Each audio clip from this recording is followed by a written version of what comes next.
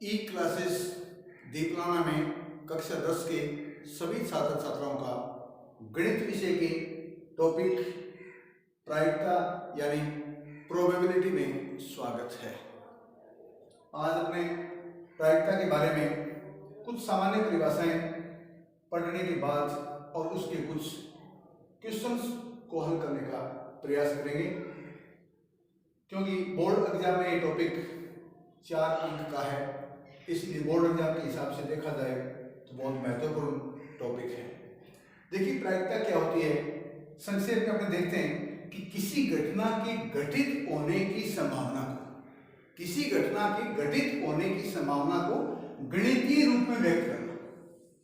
किसी घटना की घटित होने की संभावना को गणितीय रूप में व्यक्त करना ही प्रायिकता कहलाती है, और इसे PA से व्यक्त करते हैं। यानी A कोई घटना है और उसकी प्रायिकता को अपने PA से व्यक्त करते हैं या लिखते हैं। संकेतन रूप में देखते हैं, संकेतन रूप में PA का अर्थ ये हुआ, संकेतन रूप में PA का अर्थ ये हुआ कि किसी घटना के होने की प्रायिकता, किसी घटना के होने की प्रायिकता ये कहलाती है PA। किसी घटना के होने की प्रायिकता को किससे लिखते हैं? PA से। और इसका अपोजिट PA पर यदि अपने यहां डैश लगा दें तो इसे कहेंगे किसी घटना के नहीं होने की प्रायिकता, नहीं होने की प्रायिकता। PA किसी घटना के होने की प्रायिकता और PA डैश किसी घटना के नहीं होने की प्रायिकता, और इन दोनों का योग है वो 1 के बराबर होता है। इसलिए इसको ये लिखते हैं अपने कि PA प्लस PA डैश बराबर क्या होता है? 1। इसका अर्थ ये हुआ कि किसी प्रयोग की सभी प्रारंभिक घटनाओं की प्रायिकताओं का योग सदैव 1 होता है। बहुत इंपॉर्टेंट क्वेश्चन है। किसी प्रयोग की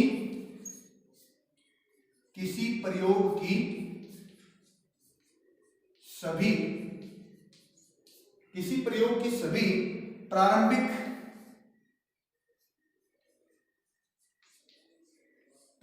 घटनाओं की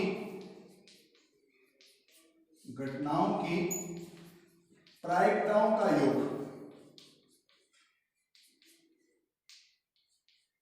प्रायिकताओं का योग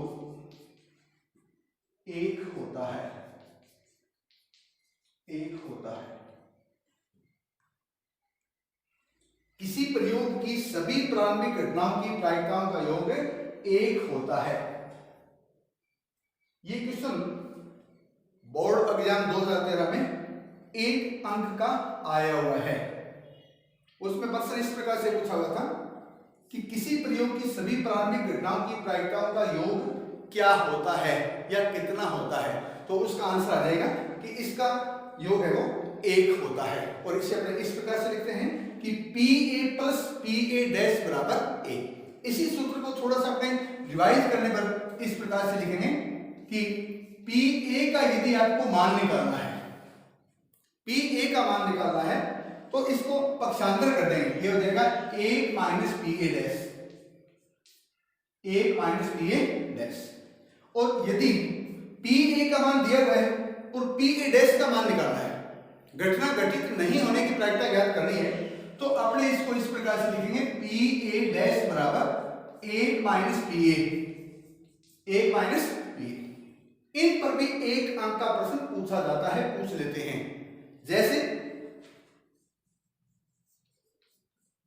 यदि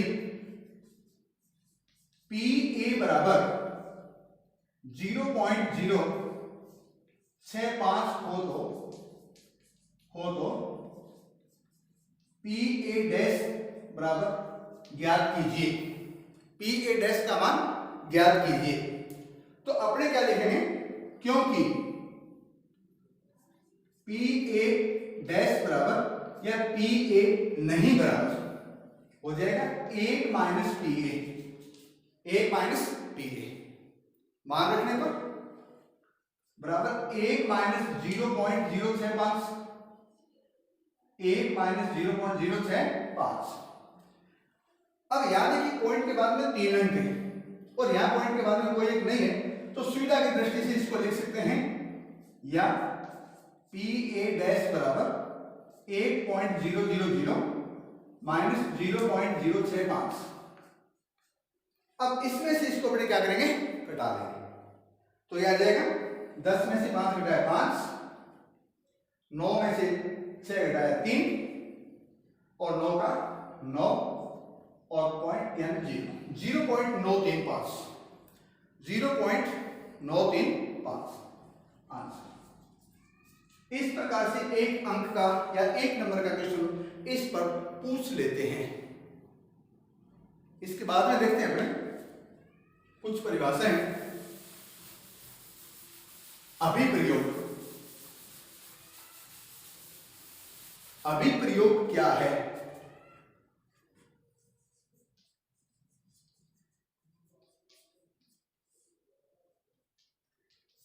अभिप्रयोग, अभिप्रयोग में जैसे अपने एक सिक्के को उछालते हैं, तो एक सिक्के को उछालना, क्योंकि इसमें दो पक्ष होते हैं सिक्के में, हेड और टेल, चित और पट। तो एक सिक्के को अपने उछालेंगे तो इसमें कुल संभव परिणाम 2 हो जाएंगे। तो यह एक अभिप्रयोग है, यानी एक सिक्के को उछालना एक अभिप्रयोग है और उसमें से एक पट या चित आना एक घटना है, एक घटना है। एक सिक्के को उछालना, एक सिक्के को उछालना एक अभिप्रयोग है, क्योंकि इसमें दो परिणाम निश्चित हैं, दो संभव परिणाम निश्चित हैं, हेड और टेल, और उनमें से हेड का आना या टेल का आना, चित या पट का आना एक घटना है,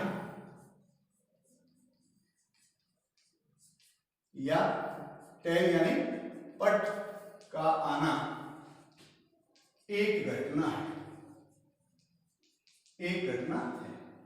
तो अभिप्रयोग के बारे में क्या पता कि एक सिक्के को उछालना एक अभिप्रयोग है, क्योंकि इसके दो संभव परिणाम निश्चित हैं और उनमें से एक हेड या टेल का आना एक घटना है। जैसे एक पासे को देखते हैं, पासा क्या होता है, जैसे चौक का एक डिब्बा है और उसके 6 फलक है एक प्रकार से, और उन सभी पर 1 2 3 4 5 और 6 अंक लिखे हुए हैं। तो एक पासे में 6 अंक होते हैं। एक पासे में कितने अंक होते हैं? 6। पासा उस पर 1 से लेकर और 6 तक अंक लिखे हुए होते हैं। तो एक पासे को फेंकना या उछालना एक अभिप्रयोग है, जबकि उनमें से किसी एक अंक का आना एक घटना है। दोबारा देखिए, एक पासे को एक बार फेंकना या उछालना एक अभिप्रयोग है, क्योंकि इसके कुल संभव परिणाम 6 हैं, वो निश्चित है। उनमें से किसी एक अंक का आना एक घटना है, चाहे सम अंक हो या विषम अंक हो या अभाज्य संख्या हो, कोई भी हो। ठीक इसी प्रकार अपने देखते हैं कि बोर्ड परीक्षा में एक छात्र का बैठना एक अभिप्रयोग है, जबकि उस छात्र का उत्तीर्ण होना या अनुत्तीर्ण होना एक घटना है। तो इस प्रकार से आप अभिप्रयोग और घटना को आराम से सीख चुके हैं। अब इसमें देखिए समप्रायिक घटना, समप्रायिक घटना, समप्रायिक घटना। ये देखिए अपने देखते हैं कि एक सिक्के को उछालते हैं तो दो संभव परिणाम है इसमें, हेड और टेल, और उनमें से हेड आना, ऊपर हेड आना या टेल आना, दोनों की बराबर संभावनाएं हैं, दोनों की समान संभावनाएं हैं, इसीलिए यह एक समप्रायिक घटना कहलाती है। इसे कहते हैं समप्रायिक घटना। अब इसमें देखिए अपने कुछ प्रश्न के द्वारा प्रायिकता के टॉपिक को समझने का प्रयास कर रहे हैं।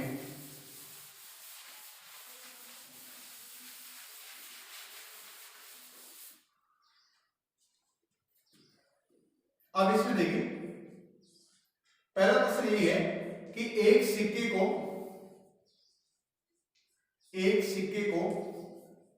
एक बार फेंकने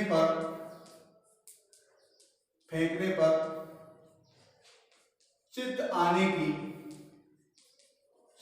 की प्रायिकता ज्ञात कीजिए।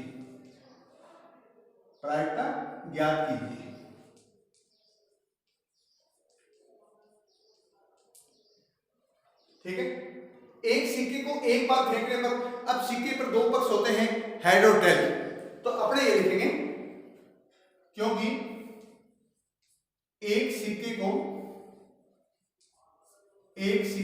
एक बार फेंकने पर कुल प्राप्त संभव परिणाम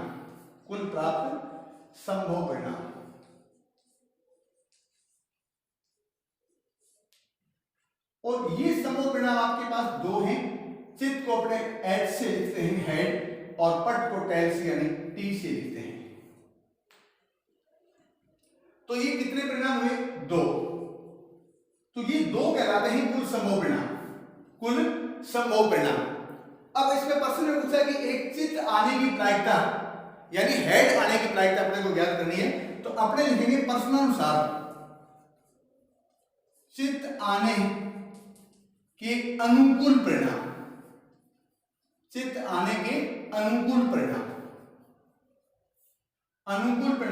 क्योंकि इसमें से हेड की संख्या एक है, दो में से कितनी है? एक। तो चित्त आने के अनुकूल परिणाम क्या हुआ? इसमें एक हुआ। कितना हुआ? एक। अब लिखेंगे इसमें चित्त आने की प्रायिकता।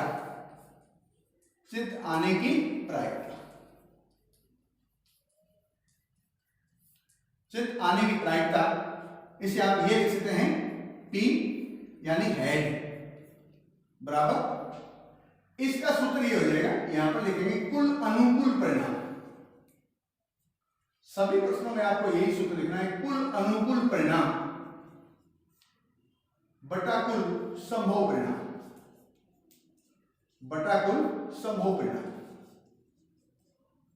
कुल अनुकूल परिणाम बटा कुल संभव परिणाम। अब इसमें देखिए कुल अनुकूल परिणाम, क्योंकि चित्त की संख्या एक है तो अनुकूल परिणाम कितना हुआ? एक, और संभव परिणाम कितने हैं? दो। तो प्रायिकता हो जाएगी इसमें यानी PH बराबर 1/2। यहां आप P चित्त भी लिख सकते हैं, नहीं लिखे तो भी कोई विशेष बात नहीं इसमें। तो ये है। इसी प्रकार यदि इसमें पट आने की प्रायिकता पूछे तो भी क्या हो जाएगा? क्योंकि पट की संख्या कितनी है? एक, तो प्रायिकता हो जाएगी 1/2। ये क्वेश्चन भी आप कर सकते हैं। और इसमें ये पूछे कि चित्त नहीं आने की प्रायिकता, तो अपने डायरेक्ट सूत्र से कर सकते हैं। देखिए, क्योंकि P हेड की प्रायिकता 1/2 है और हेड नहीं होने की प्रायिकता, तो इसको आप ये लिख सकते हैं P H के ऊपर आपने डैश लगा दिया और ये हो जाएगा 1 - PH। इस सूत्र से भी आप आराम से कर सकते हैं, यानी 1 में से 1/2 घटाएंगे तो 1/2 आ जाएगा। अगला क्वेश्चन देखते हैं।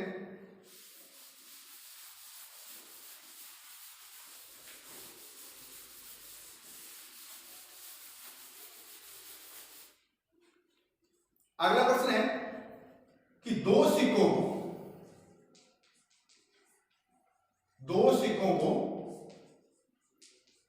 एक साथ उछालने पर अधिक से अधिक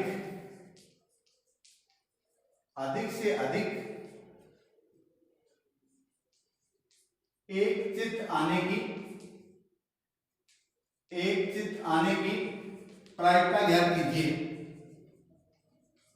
प्रायिकता ज्ञात कीजिए। ये अपना प्रश्न है। दो सिक्कों को एक साथ उछालने पर, देखिए, दो सिक्कों को एक साथ उछालने पर अधिक से अधिक एक चित्त आने की प्रायिकता कितनी है? अधिक से अधिक एक आना चाहिए, शून्य भी हो सकता है, एक से ज्यादा नहीं। तो अपने क्या लिखते हैं इसमें? प्रश्नानुसार क्या लिखेंगे? दो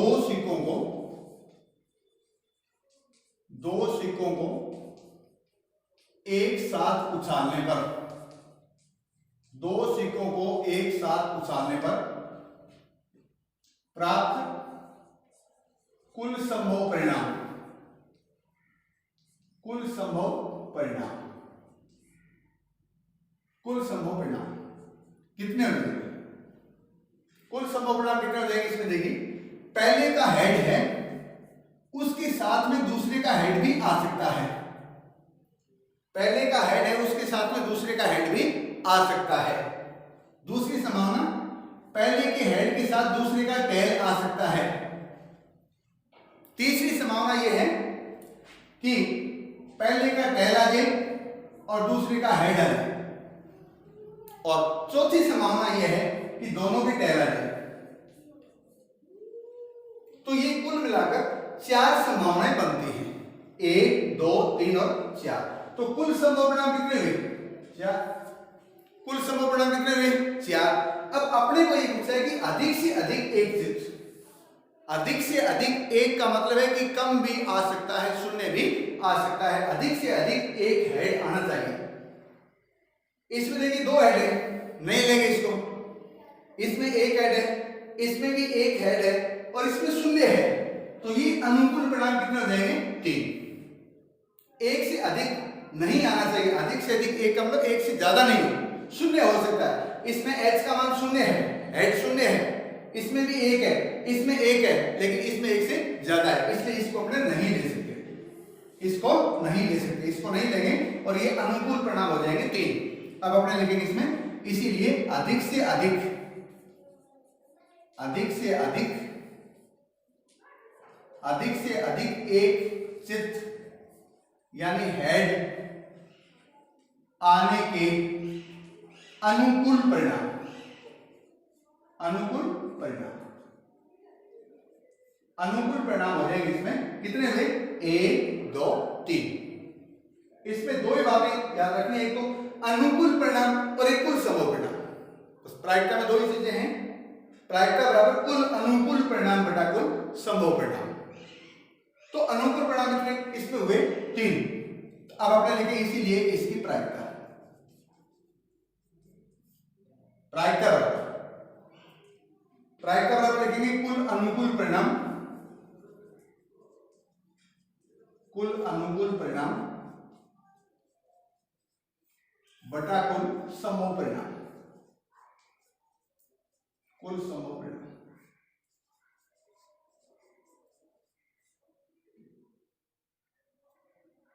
और ये हो जाएगा कुल अनुकूल परिणाम कितने हैं? 3 और कुल संभव परिणाम कितने हुए? 4।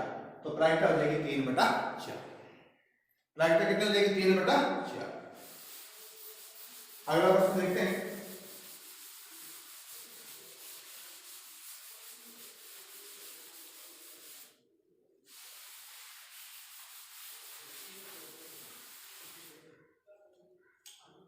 अगला प्रश्न है प्रश्न नंबर 3 में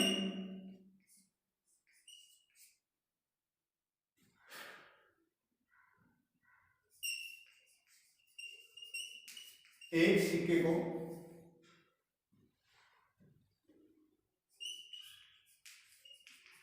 तीन बार उछालने पर या 3 सिक्कों को एक साथ उछालने पर, एक सिक्के को 3 बार उछालें या 3 सिक्कों को एक साथ उछालें, या आप इसमें लिख सकते हैं 3 सिक्कों को एक साथ उछालें, 3 सिक्कों को एक साथ उछालने पर, 3 सिक्कों को एक साथ उछालने पर एकांतरतः, एकांतरतः चित्त या पट, एकांतरतः चित्त या पट आने की प्रायिकता ज्ञात कीजिए, प्रायिकता ज्ञात कीजिए, ज्ञात कीजिए। इसी को देख लें आप, इसको छोड़ सकते हैं। 3 सिक्कों को एक साथ उछालने पर एकांतरतः, अल्टरनेटिव, एक हेड और एक टेल, हेड या टेल हेड टेल, वो एकांतरता होता है। एकांतरता है चित या पट आने की प्रायिकता ज्ञात कीजिए। तो इसमें देखिए पहले हम देखते हैं कि 3 सिक्कों को एक साथ उछालेंगे। 3 सिक्कों को एक साथ उछालने पर कुल संभव परिणाम कितने हुए? 3 सिक्कों को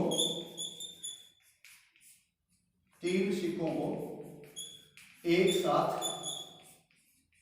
उछालने पर प्राप्त कुल संभव परिणाम,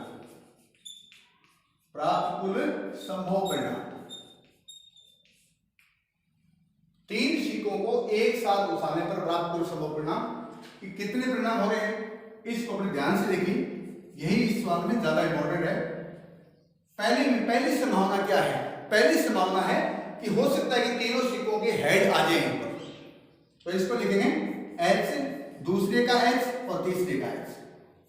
दूसरी संभावना यह है कि दोनों के 2 सिक्कों के हेड आ जाए और तीसरे का टेल आ जाए। उसके बाद में पहले का हेड, दूसरे का टेल और तीसरे का हेड आ जाए। और तीसरी संभावना यह है, अगली इससे अगली संभावना, तो पहले का टेल और दूसरे और तीसरे के हेड आ जाए। उसके बाद में देखिए तीनों के हेड एक साथ, 2 के हेड और 1 का टेल, पहले का हेड, दूसरे का टेल, तीसरे का हेड, ठीक है ना। उसके बाद में टेल की स्थिति चेंज हो रही है, पहले का टेल है, दोनों के हेड आ जाए, ये संभावना बन रही है। उसके बाद में हेड कब होगा? वो टेल बढ़ेंगे, ठीक है ना। पहले का टेल, दूसरे का टेल और तीसरे का हेड आ जाए, या पहले का टेल, दूसरे का हेड और तीसरे का टेल आ जाए। और इसमें एक संभावना और है इसमें कि इसमें आप देखिए दोनों के 2 टेल है, फर्स्ट सेकंड की टेल है और तीसरे का हेड है। इसमें पहले का टेल, दूसरे का टेल और पहले का टेल है, तीसरे का टेल है और दूसरे का क्या है? हेड है। मतलब 2 टेल और 1 हेड है, और 2 टेल और 1 हेड आने की 3 संभावना मिलती है इसमें, ठीक है ना। तो अब की बार क्या करेंगे? अब की बार ये करेंगे, पहले का हेड, दूसरे और तीसरे का टेल और लास्ट में तीनों का टेल आ जाएगा। तो इस प्रकार से इसमें 8 संभावनाएं मिलती हैं। कुल संभव परिणाम 8 हुआ।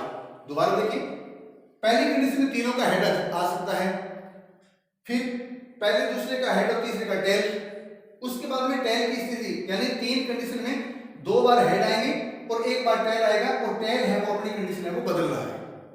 अगले में हेड कम हो जाएगा और टेल बढ़ जाएंगे, 1 हेड होगा और 2 टेल होंगे, ऐसी कंडीशन होगी 3, और अंत में एक ऐसी स्थिति होगी कि तीनों में टेल आ जाएगा। तो इस प्रकार से कुल 8 संभावनाएं बनती हैं। कितनी संभावनाएं बनती हैं? कुल 8 संभावनाएं बनती हैं। 1 2 3 4 5 6 7 और 8। अब इसमें पूछा है कि एकांतरता है, यानी अल्टरनेटिव, 1 हेड, 1 टेल और 1 हेड, इस प्रकार से ये अल्टरनेटिव। तो ऐसी कौन सी संभावना है? देखिए हेड टेल हेड, एक तो ये है, और एक टेल हेड टेल, ये है। ये 2 ऐसी संभावनाएं हैं कि इनमें हेड टेल हेड या टेल हेड और टेल एकांतरता चित या पट आ रहे हैं। तो अपने इसमें लिखेंगे प्रश्नानुसार एकांतरता हेड या टेल आने के अनुकूल परिणाम,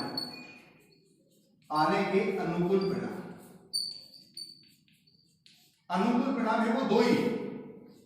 कितने हैं? 2। एक तो यह है इसमें कि हेड टेल और हेड, दूसरा है टेल हेड और टेल, 2 परिणाम है। तो अनुकूल परिणाम कितने हुए? 2, और कुल संभव परिणाम कितने हुए? 8। तो इसकी प्रायिकता हो जाएगी, इसीलिए प्रायिकता बराबर हो जाएगा इसमें कि कुल अनुकूल परिणाम 2 बटा कुल संभव परिणाम कितना हुआ? 8। और इसको सरल कर लेंगे, 2 एकम 2 और 4 दूनी 8, तो ये हो जाएगा 1/4। 1/4।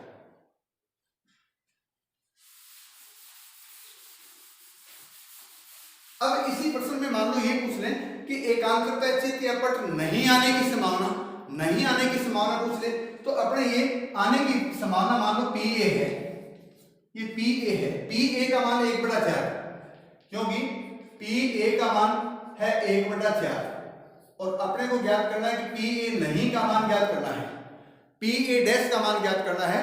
तो अपने पढ़ चुके हैं कि पी ए डैश बराबर 1 minus P A, 1 minus P A. तो 1 में से अपने 1/4 घटा दिया तो कितना हुआ, 4 एकम 4 और घटाया कितना 1, कितना हुआ 3, 3/4, 4 एकम 4, 4 में घटा दिया 3/4, तो ये हो जाएगा 3/4। इस प्रकार से आप सीधा इसमें प्रायिकता होना और नहीं होना दोनों ज्ञात कर सकते हैं। अगला प्रश्न देखिए, पासे से संबंधित, सिक्के से संबंधित 3 प्रकार के क्वेश्चन है और अपने तीनों देख लिए, एक सिक्के को उठाना, 2 सिक्कों को उठाना और 3 सिक्कों को उठाना।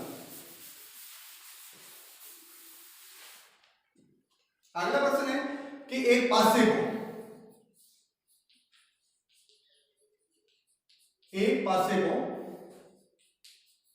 एक बार फेंकने पर,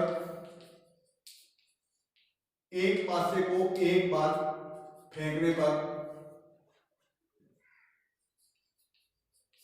सम अंक आने की, सम अंक आने की प्रायिकता ज्ञात कीजिए, ज्ञात कीजिए, सम अंक आने की प्रायिकता ज्ञात कीजिए। ध्यान रहे, एक पासे पर 6 अंक होते हैं, 1 से लेकर 6 अंक, 1 2 3 4 5 और 6, इस प्रकार से 6 अंक होते हैं।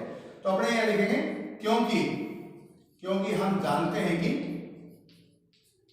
क्योंकि हम जानते हैं कि एक पासे को, एक पासे को एक बार फेंकने पर प्राप्त कुल संभव परिणाम, कुल संभव परिणाम कितने हुए, क्योंकि पासे पर अंक होते हैं 1 2 3 4 5 और 6, ये 6 अंक हैं, तो कुल संभव परिणाम कितने हुए 6। एक पासे को आप एक बार फेंकेंगे, चाहे उस पर किसी प्रकार का क्वेश्चन पूछा जाए, लेकिन कुल संभव परिणाम आपके 6 ही होंगे, एक पासे के लिए 6 ही होंगे। अब इसमें पूछा है कि सम अंक आने की प्रायिकता, सम संख्या कौन सी है, 2 4 और 6, तो 2 से भाज्य हैं। तो इसमें देखिए प्रश्नानुसार सम संख्या आने की, सम संख्या आने की, ठीक है ना, सम संख्या आने के अनुकूल परिणाम, सम संख्या आने के अनुकूल परिणाम, सम संख्या आने के अनुकूल परिणाम, सम संख्या कौन कौन सी है इसमें, 2 4 6, तो यहां लिख लेते हैं 2 4 और 6। अब ये हुई कितनी, 1 2 3, कितनी हुई 3, तो ये अनुकूल परिणाम क्या हुआ 3 हुआ, अनुकूल परिणाम कितना हुआ 3। और प्रायिकता ज्ञात करने के लिए 2 बातों की आवश्यकता है, अनुकूल, कुल अनुकूल परिणाम और कुल संभव परिणाम। तो अब अपने लिखते हैं इसलिए सम अंक या सम संख्या आने की प्रायिकता, आने की प्रायिकता बराबर हो जाएगी कुल अनुकूल परिणाम, कुल अनुकूल परिणाम बटा कुल संभव परिणाम, बटा कुल संभव परिणाम।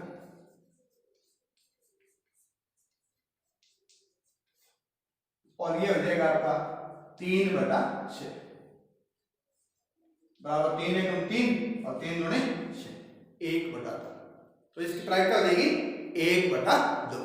अब इसी प्रश्न में परीक्षा में इस प्रकार से पूछ सकते हैं, सम की जगह, सम अंक की जगह ये आ सकता है इसमें कि अभाज्य संख्या आने की प्रायिकता,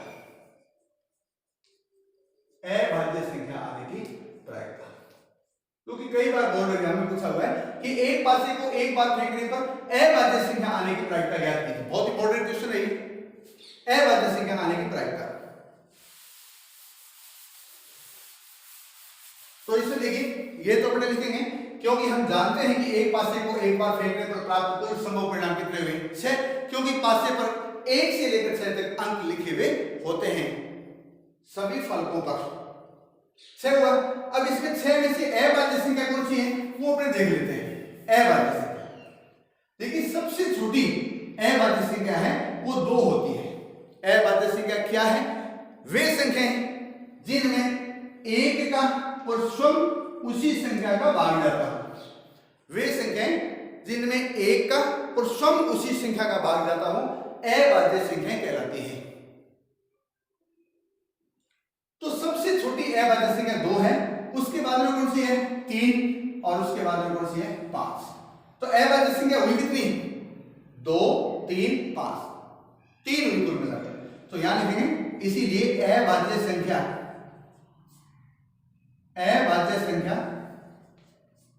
कितनी है 2 3 और 5 वही कितनी 1 2 3। तो ये अनुकूल परिणाम क्या हुआ 3 हुआ। इसीलिए अनुकूल परिणाम इस प्रकार से भी आप शॉर्टकट में लिख सकते हैं। इसीलिए अनुकूल परिणाम हो जाएगा। इनको आप गिन लें 1 2 3 तो अनुकूल परिणाम 3 हुआ। संभव परिणाम कितने 6 और कुल अनुकूल परिणाम 3 और कुल संभव परिणाम 6। इसीलिए अभाज्य संख्या आने की प्रायिकता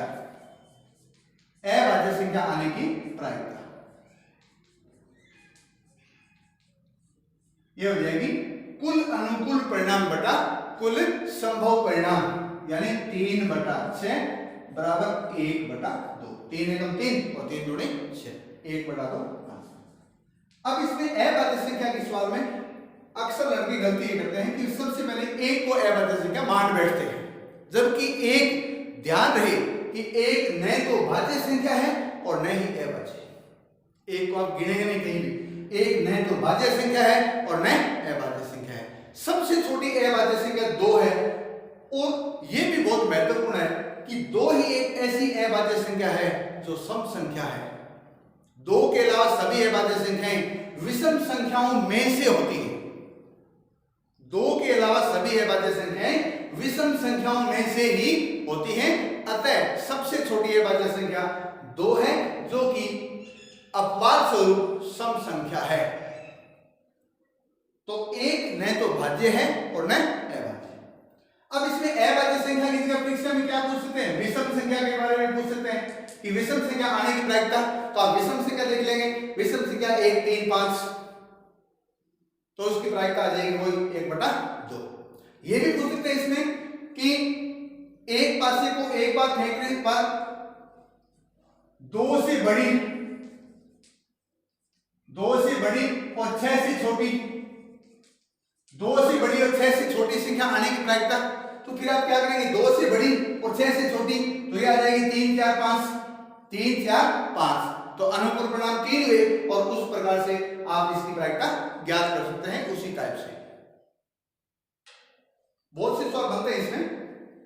5 से छोटी संख्या आने की प्रायिकता तो 5 से छोटी 4 हो जाएगी, 4 से बड़ी संख्या तो कितनी 5 और 6। एक और महत्वपूर्ण सवाल इसी पर देखते हैं।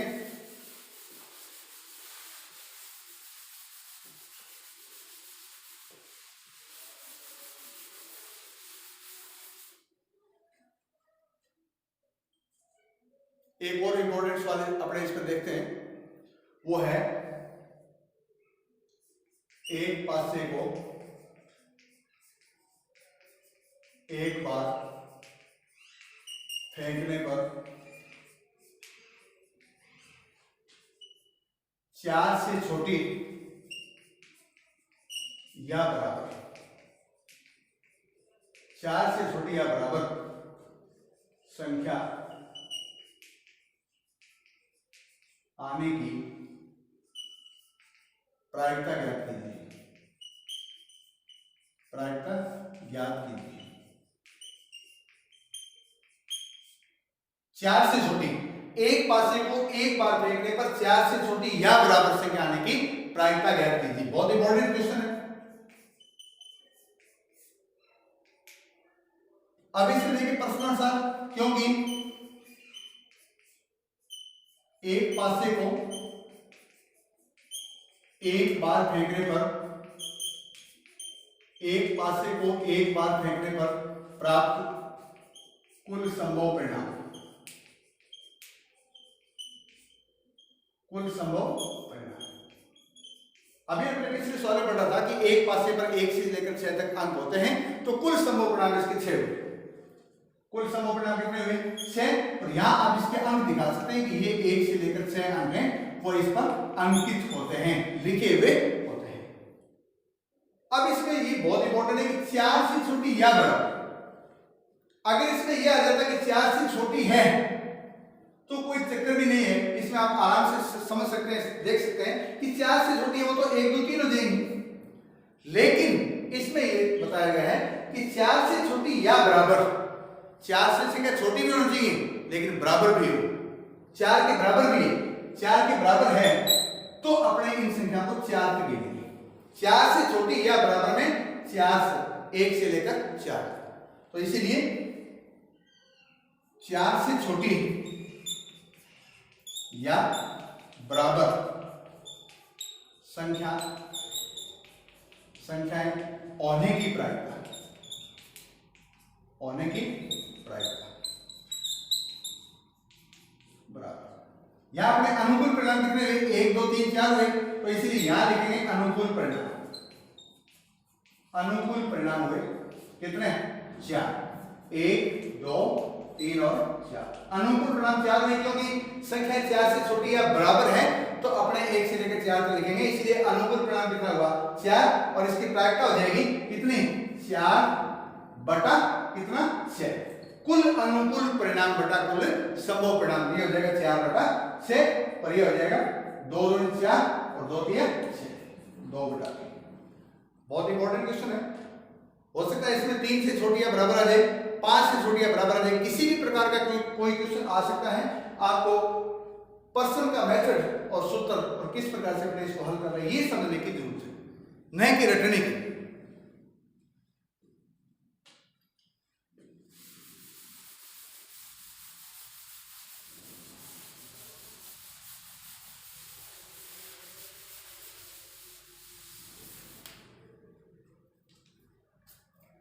अगला प्रश्न देखिए, इसमें एक एलिक वर्ष में, बहुत बढ़िया सवाल, एक एलिक वर्ष में 52 रविवार आने की प्रायिकता। एक एलिक वर्ष में 52 रविवार आने की प्रायिकता ज्ञात कीजिए, ज्ञात कीजिए। एक एलिक वर्ष में 52 रविवार आने की प्रायिकता ज्ञात कीजिए। अब इसमें देखिए एलिक वर्ष, लीप वर्ष में 366 दिन होते हैं। लीप वर्ष में कितने होते हैं? 366 दिन। और एलिक वर्ष में होते हैं 365 दिन। कितने होते हैं? 365। एक लीप वर्ष में 52 रविवार आने की प्रायिकता अपने को ज्ञात करनी है, तो अपने यहां लिखेंगे प्रश्नानुसार, क्योंकि एलिक वर्ष में, क्योंकि एलिक वर्ष में बराबर 365 दिन, 365 दिन होते हैं। और इसके अपने सप्ताह बढ़ा लेते हैं, क्योंकि एक सप्ताह बराबर 7 दिन। एक सप्ताह में कितने दिन हुए? 7 दिन। तो अपने इसके सप्ताह बढ़ा लेंगे, इसीलिए 365 बटा 7 बराबर 7 5 35 बचा 1 7 2 14, 52 सप्ताह और 1 दिन हुआ। 52 सप्ताह पूर्ण होने के बाद में 1 दिन बचा है। 52 सप्ताह पूर्ण और 1 दिन बचा है, और ये 1 दिन सप्ताह में कितने दिन है? 7। तो इसकी कुल संभावनाएं, इस 1 दिन की कुल संभावनाएं निम्न प्रकार से हैं, इसीलिए 1 दिन की निम्न प्रकार से संभावनाएं हैं। किस प्रकार से संभावना? 1 दिन किस प्रकार से आ सकता है? 1 दिन है वो रविवार भी हो सकता है, इसके बाद में सोमवार भी हो सकता है, मंगलवार, बुधवार, गुरुवार, शुक्रवार और शनिवार। कहने का मतलब है कि लीप वर्ष में 52 सप्ताह पूर्ण होने के बाद में एक दिन बचा है, वो एक दिन इन 7 दिनों में से कोई भी दिन हो सकता है। इसलिए इस एक दिन की निम्न प्रकार से संभावनाएं हैं कि वो एक दिन रविवार हो सकता है, रविवार, सोमवार, मंगलवार, बुधवार, गुरुवार, शुक्रवार और शनिवार। तो ये कितना हुआ? 1 2 3 4 5 6 और 7। तो ये 7 हैं, वो कुल संभव परिणाम है। इसीलिए कुल संभव परिणाम, कुल संभव परिणाम, कुल संभव परिणाम है वो 7 हुए। कुल संभव परिणाम कितने हैं? 7। अब इसमें पूछा है कि एक एली वर्ष में 52 रविवार ही आने चाहिए, केवल 52 रविवार ही आने चाहिए, 52 के अलावा रविवार नहीं आना चाहिए। तो इन 7 में से रविवार के अलावा कितने दिन हैं? रविवार के अलावा कितने दिन हैं? 1 2 3 4 5 और 6 दिन है। तो इसके अनुकूल परिणाम कितने हुए? इसीलिए 52 रविवार आने के अनुकूल परिणाम, 52 रविवार आने के अनुकूल परिणाम, अनुकूल परिणाम यानी जो 7 दिन है उसमें रविवार कितने में नहीं है? 6 में। तो अनुकूल परिणाम कितना होगा? 6। इसीलिए प्रायिकता हो जाएगी, इसकी प्रायिकता हो जाएगी 6/7, क्योंकि कुल अनुकूल परिणाम 6 हैं और कुल संभव परिणाम कितने हैं? 7। तो इसकी प्रायिकता हो जाएगी, यानी एक एलिक वर्ष में 52 रविवार आने की प्रायिकता हो जाएगी 6/7। आंसर। आपको करना क्या है कि आज जो प्रायिकता की प्रश्नावली है, 18वीं प्रश्नावली है, एक्सरसाइज 18, उसमें आप शुरुआत के जो सवाल हैं सिक्के से संबंधित और पासे को एक बार फेंकने से संबंधित, ध्यान रहे कि एक पासे को 2 बार या 2 पासों को एक बार फेंकने के सवाल अपने अगले वीडियो में पढ़ेंगे।